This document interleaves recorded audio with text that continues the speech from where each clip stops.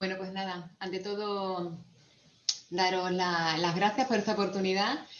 Tengo que reconocer que estoy nerviosa, tengo las manos como dos rábanos congeladas, pero bueno, también tengo que decir que me dais mucha confianza, me dais mucha tranquilidad y es un gusto hablaros y escucharos. Entonces, bueno, yo cuando investigo así un poco más profundamente la palabra de Dios, pues lo cotejo con los libros de Elena de White.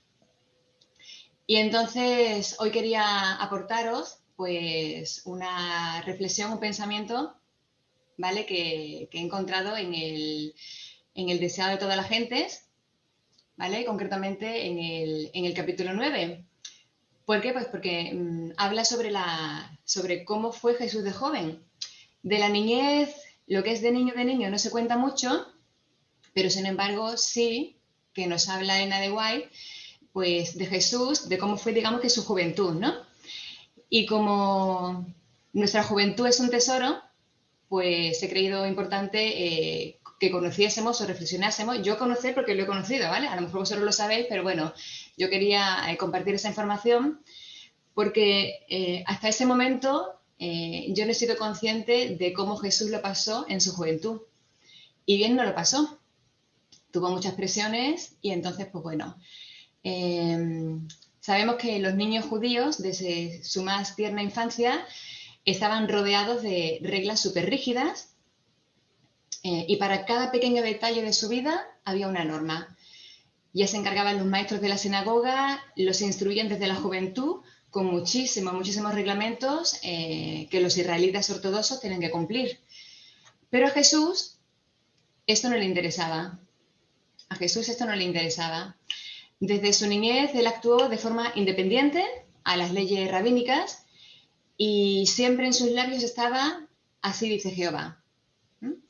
Así que a medida que él empezó a comprender al pueblo, vio que los requerimientos de la sociedad y que Dios estaban en constante contradicción. Los hombres se apartaban de la palabra de Dios y daban importancia a las teorías que habían inventado, observaban ritos que no tenían sentido y las verdades sagradas pues que eran destinadas a enseñar, pues eran ocultadas a los adoradores, ¿no? Aún así, Cristo no atacaba a los maestros, pero cuando estos los reprendían por sus propias costumbres sencillas, pues él presentaba la palabra de Dios en justificación a su conducta.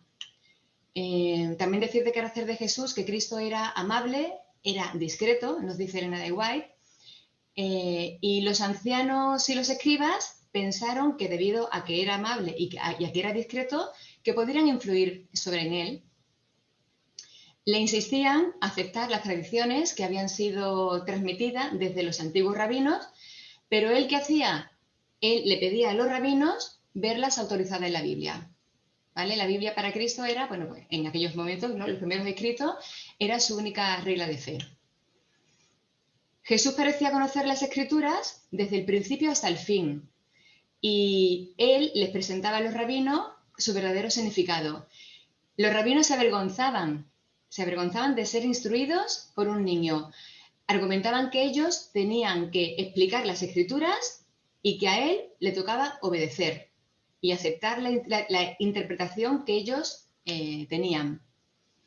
Y se indignaban porque Cristo se oponía a su palabra. Ellos sabían que en la escritura no podían encontrar autorización para sus tradiciones y se daban cuenta de que en comprensión espiritual Cristo les superaba mucho. Sin embargo, en vez de tener eso en cuenta, ellos lo que hacían era enfadarse porque Cristo no obedecía sus dictados. Así que también nos cuenta Elena que no pudiendo convencer a Cristo, pasaron al plan B. Así que buscaron a José y a María para comentarles su actitud disidente.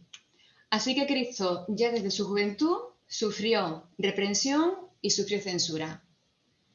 Pero fijaros que ni siquiera el amor y el respeto a sus padres podían apartarlo de la obediencia a la palabra de Dios. La declaración escrito está era su explicación para todo acto que fuera diferente a las costumbres familiares.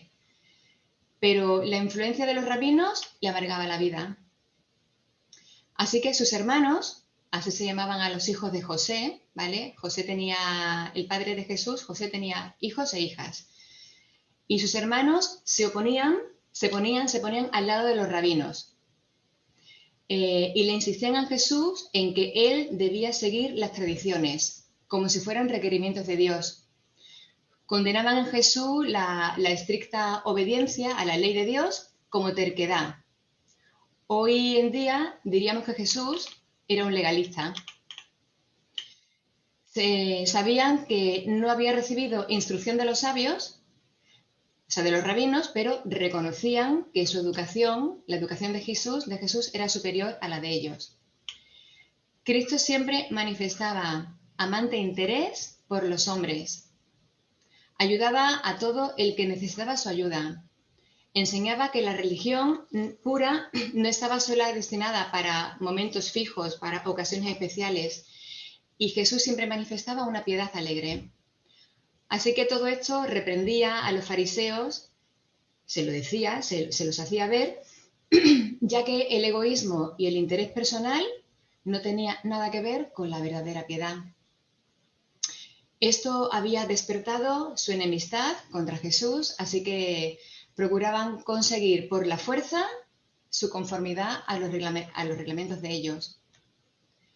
Luego también es interesante porque Jesús era pobre, aún así, aunque tenía poco dinero que dar, con frecuencia él daba de su propia comida a los más necesitados que él. O sea, a veces Jesús se quedaba sin comer por ofrecer su comida a otros. Y cuando sus hermanos hablaban duramente a los pobres, pues Cristo buscaba a esas mismas personas y les hablaba palabras de aliento. De ese modo, estas personas iban asociando con sus actos de misericordia las verdades que enseñaba. Y así esas verdades quedaban grabadas en la memoria. O sea, Jesús era consecuente con lo que decía. Y todo esto, en vez de agradar a sus hermanos, ocurría todo lo contrario, desagradaba a sus hermanos. Ellos pensaban que siendo los mayores, Jesús tenía que estar sometido a ellos. Así que fijaros, con frecuencia amenazaban a Jesús, trataban de intimidarle, tenían celos de él y le mostraban incredulidad y desprecio. O sea, tus propios hermanos demostraban ante ti incredulidad y desprecio. Pero fijaros, aún así, Jesús lo que hacía era amar a sus hermanos. Los trataba con bondad y seguía adelante teniendo como guía las Escrituras. Jesús no era comprendido por sus hermanos porque no era como ellos. Al mirar a los hombres, ellos se habían apartado de Dios. Sus hermanos pagaban el diezmo de la menta, del eneldo, del comino, pero sin embargo omitían lo más importante de la ley, que era el juicio, la misericordia y la fe. Por eso el ejemplo de Cristo para ellos era una continua irritación. Y Cristo lo único que odiaba era una cosa, era el pecado. Por eso él no podía presenciar ni un solo acto malo sin sentir un dolor que le era imposible ocultar. Cristo pasó por todo tipo de amarguras en la que todos podemos caer. Aún así, él fue un ejemplo perfecto porque no complació a sus hermanos con ningún acto malo y porque nunca les respondió o los miró de forma inadecuada. También nos cuenta Elena de White que con frecuencia sus hermanos le decían que era cobarde por no participar con ellos en algún acto prohibido. Pero sin embargo su respuesta era: el temor del Señor es la sabiduría y el apartarse del mal, la inteligencia, que lo podemos encontrar en Job 28:28. Y también sus jóvenes compañeros, los amigos de su edad, también lo animaban a hacer cosas como ellos, lo animaban a Jesús a ser como ellos. Pero Jesús era de carácter alegre, y aunque Jesús era de carácter alegre, sus escrúpulos lo impacientaban y le decían a Jesús que era un estrecho de miras. Le preguntaban a Cristo que por qué insistía en ser tan singular, en ser tan diferente a ellos. Y Jesús respondía: Escrito está en Salmo 119, del 1 al 3, bienaventurados los que guardan sus testimonios y con todo el corazón le buscan, pues no hacen iniquidad los que andan en sus caminos. Así que vemos en conclusión que Cristo siempre se defendía con la palabra de Dios. Desde el tiempo en que los padres de Jesús lo encontraron en el templo, su conducta fue un misterio para ellos. Jesús no quería andar en controversia con los padres, así que él se calló. Siguió obedeciendo a sus padres, pero ya fue mucho más discreto. Jesús hallaba sus horas de felicidad estando a solas en la naturaleza y con Dios. Así que cuando podía, él cogía y se apartaba del escenario de su trabajo. La madrugada le encontraba con frecuencia en un lugar aislado, meditando, escudriñando las escrituras, orando, y luego volvía a casa con fuerzas para reanudar sus deberes y para dar un ejemplo de trabajo paciente. María sabía que Cristo era el Mesías, pero ella, aún así, es curioso, no se atrevía a expresar su fe. Ella sabía la importancia del cuidado que una madre es para la formación del carácter de los hijos. Ya sabéis que las madres en la época de Jesús eran súper importantes en la educación de los hijos, pero esto también lo sabían los hermanos, o sea, los hijos y las hijas de José también lo sabían. Esa era la razón por la cual ellos también trataban de corregir las prácticas de Jesús de acuerdo a su propia norma. Así que Jesús recibía por todas partes.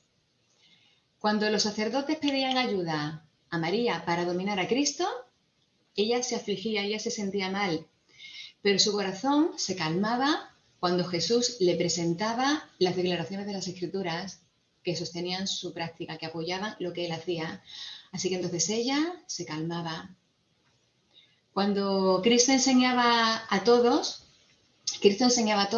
a considerarse dotados de talentos que, empleados debidamente, le aportarían grandezas eternas.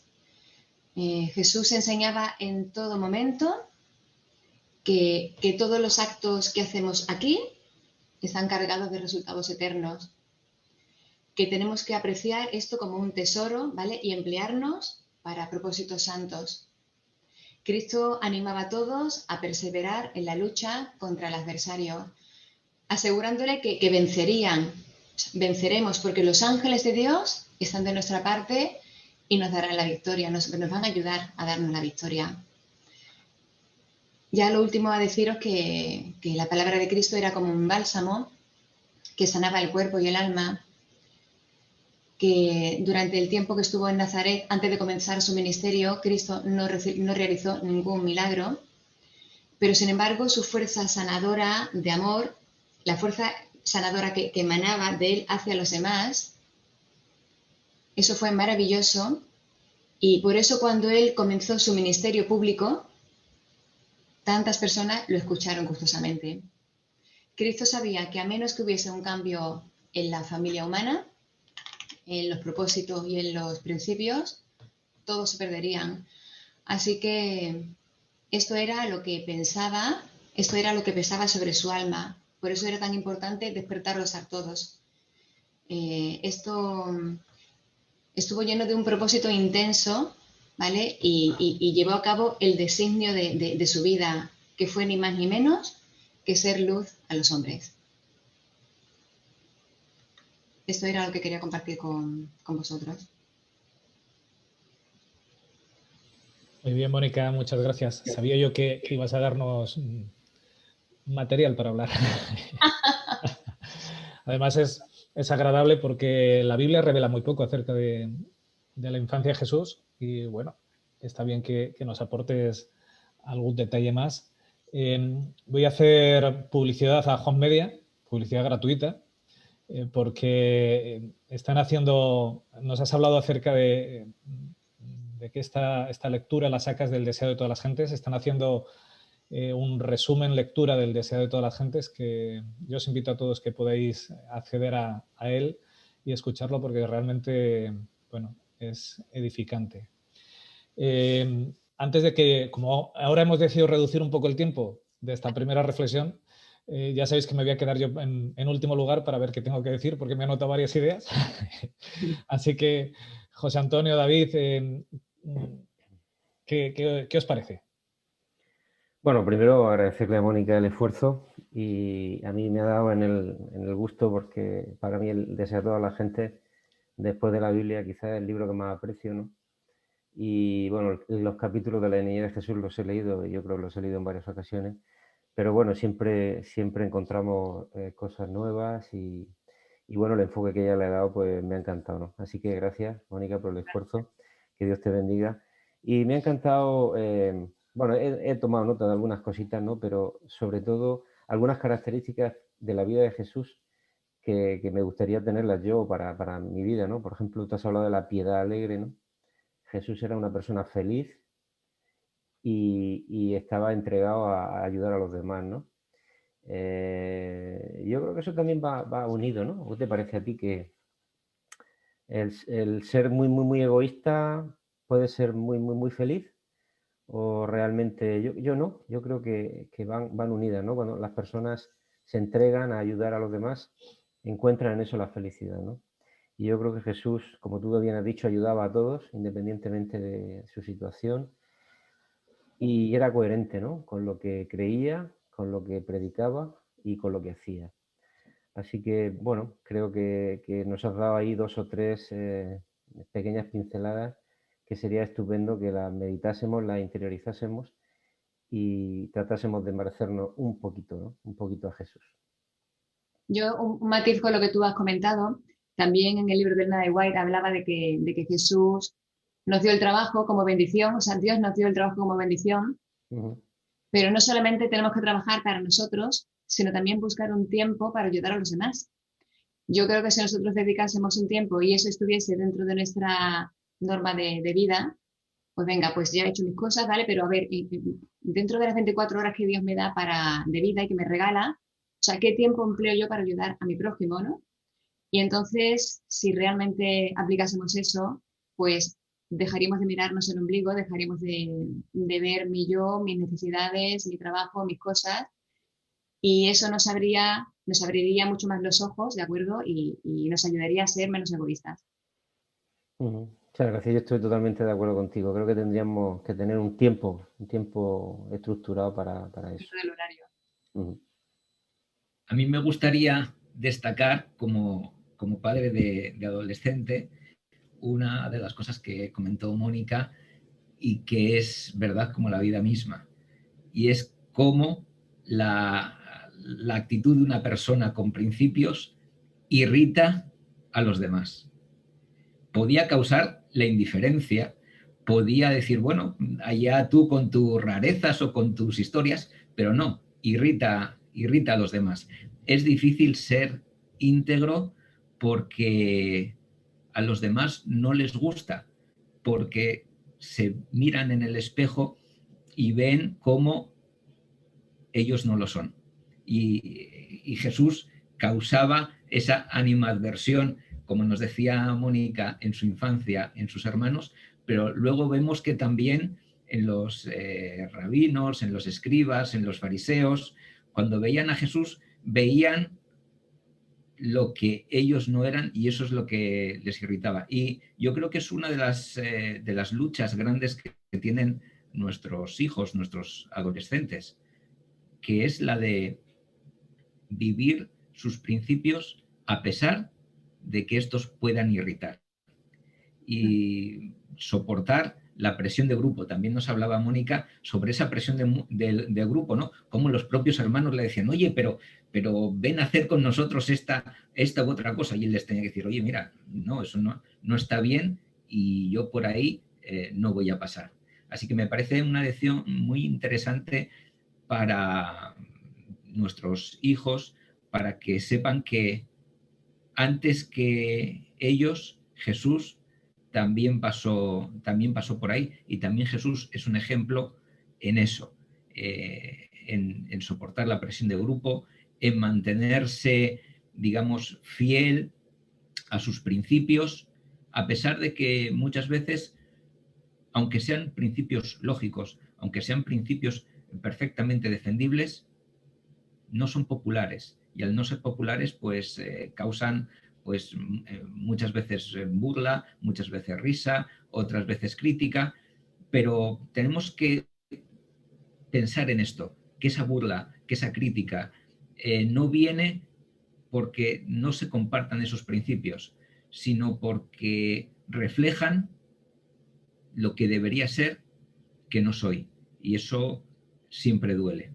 Así que me ha gustado mucho, me ha parecido una reflexión muy bien traída, porque además nosotros en casa ayer estábamos comentando precisamente esto, cómo los amiguitos que son una piña llegan a ciertas edades que empiezan a tomar ciertas decisiones de las que te tienes que desmarcar. Y son, digamos, decisiones que cuestan porque en muchos casos también llegan a romper lazos de cariño que se tenían con esas personas. Es decir, tengo que empezar a cortar con esta persona porque los sitios por donde va no son los correctos. Así que muchas gracias, Mónica. Si me permite, Richard, antes de que Claro, acabes tú. Os voy escuchando, me voy quitando temas para hablar. No es lo bien que me viene. Quería complementar un poco lo que ha dicho José Antonio, no porque tenga que complementar nada, porque lo ha explicado perfectamente, sino porque pensando en lo que él decía, luego vemos en Hechos de los Apóstoles, por ejemplo, que los hermanos de Jesús, algún hermano de Jesús, formaba parte de la iglesia primitiva y fueron líderes de esa primera iglesia cristiana, ¿no? Es decir, que el ejemplo de Jesús, la vida de Jesús, aunque pareciera que no, en principio lo caló hondo en sus corazones, ¿no? Es decir, que no, estoy totalmente de acuerdo con José Antonio, debemos de seguir, ¿no? Mantenernos en nuestros principios, en aquello que sabemos que Dios quiere, aquello que a Dios le gusta, porque eso al final también puede traer beneficios para otros, ¿no? Y fruto, ¿no? Así que gracias por esa aportación también. Fíjate, Mónica, yo me había notado varias cosas, los grupos de presión que ha hablado José Antonio, me había hablado de esa piedad feliz y de la que hablaba David, de lo difícil que es ser feliz en medio de tanta adversidad, porque no tuvo una infancia fácil Jesús, o sea, se lo hicieron bastante complicado y era alguien alegre y feliz. Tenía otro punto y es como Dios quiere desmontar nuestro ego.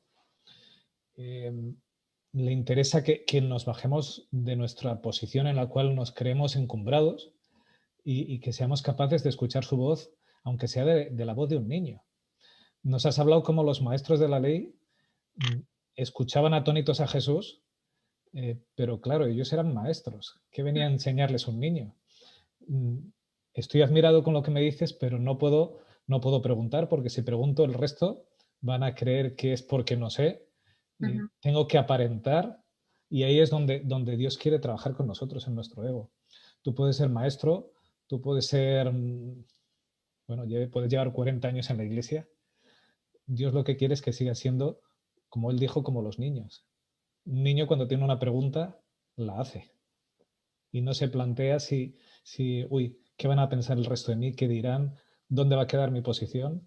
Para Dios no hay ni maestros ni personas encumbradas. Todos somos aprendices, que es lo que intentamos en este programa. Exactamente. Me gusta porque en la historia que nos has contado se repite varias veces, o sea, ocurre con esos maestros que asumen su posición de yo soy el doctor y el doctor de la ley y tú eres un simple niño, no tienes nada que enseñarme, aunque esté maravillado lo que me estás contando. Y ocurre con los hermanos mayores, ¿verdad? Que eso ya nos toca a todos mucho más cerca, porque a lo mejor esto de los doctores de la ley nos pilla más lejos, pero yo soy el hermano mayor, ¿qué vienes tú a contarme? Y Dios lo que quiere es que seamos humildes, o sea, cuando llegan buenas nuevas, lo que deberíamos de hacer es recibirlas. Una buena nueva, venga de quien venga. Y realmente todos podemos aprender de todos. Y Dios tiene medios inusuales, vamos a llamarlo así, para enseñarnos, ¿verdad? Nosotros como padres, todos ya somos padres aquí, ¿cuántas lecciones aprendemos de nuestros hijos? Yo por lo menos aprendo muchas. ¿Qué forma tan diferente, quizá con con otros tiempos antes donde el padre era quien mandaba y se acabó, ¿verdad? Hoy en día quizá nuestra mente está más abierta y podemos tener claro que aprendemos de nuestros hijos.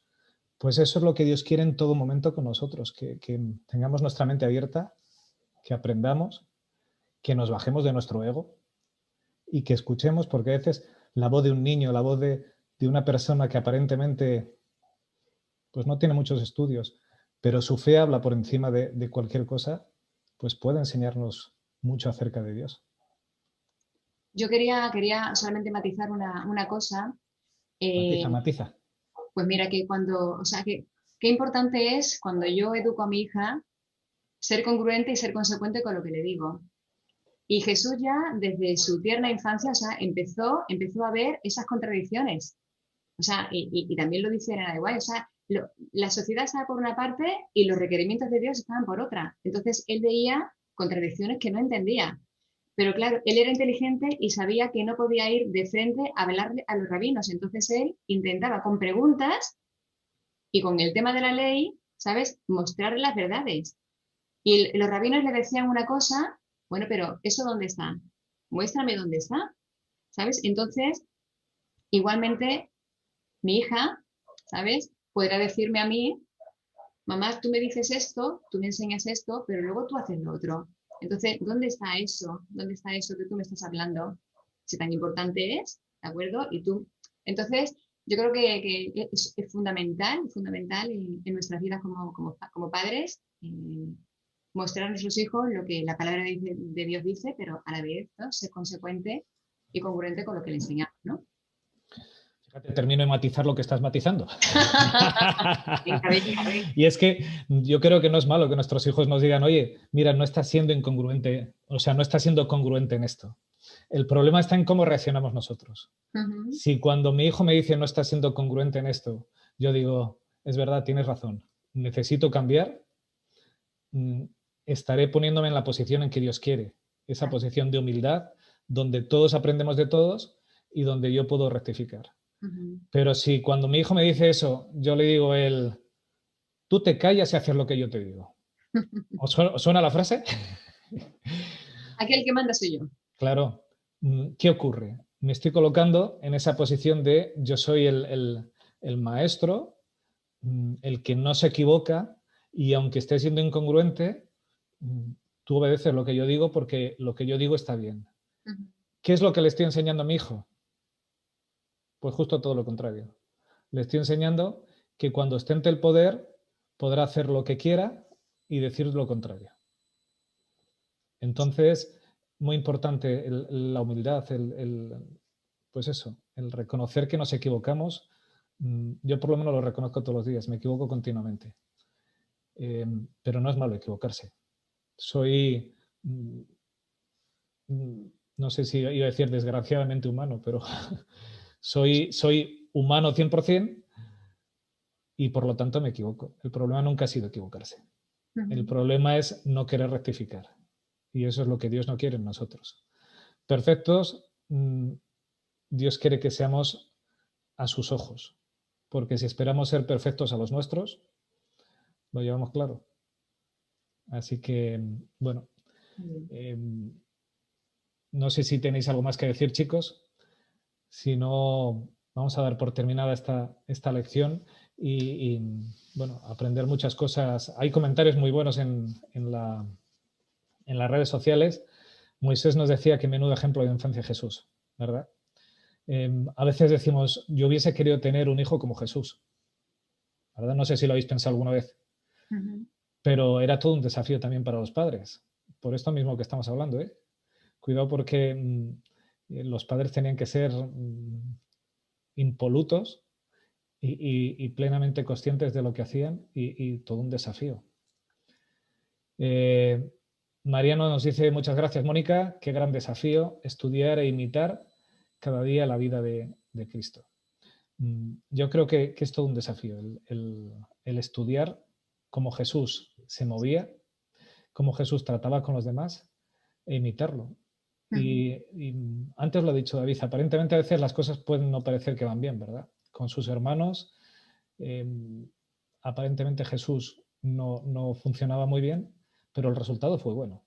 Así que confiar en el método de Jesús y dejar que Dios haga, que eso es lo que a veces nos falta, la paciencia para dejar que Dios haga. ¿Algún comentario más, chicos? ¿Nada? Bueno, Mónica, pues ha sido un placer esta primera reflexión. Erlín, por cierto, David, se me olvidó porque Erlín nos ha mandado saludos para ti en el WhatsApp diciendo que sí, que se acuerda de vosotros. Nos dice, quizás sea aún más un buen ejemplo actualmente. Hoy en día es muy difícil enseñar a los hijos porque los niños aprenden del Internet. Aprenden tango del Internet. Era tanto. Aprenden o desaprenden, ¿verdad? Hoy en día tenemos muchas influencias por ahí externas que les hacen a ellos más difícil y quizá es un doble empeño para los padres que podamos reforzar y que podamos trabajar más con ellos porque los tiempos cada vez son más complicados. Bueno, vamos a pedir a David que nos coloque la música para dar paso al estudio de la palabra. Una música que también nos han pedido hoy, nos la has pedido tú, Mónica, aunque había hablado ya con Esther, una canción de Esther Quiles. Así que, David, cuando quieras, nos haces la pausa musical y nos vamos al estudio de la palabra, que hoy va a estar muy interesante.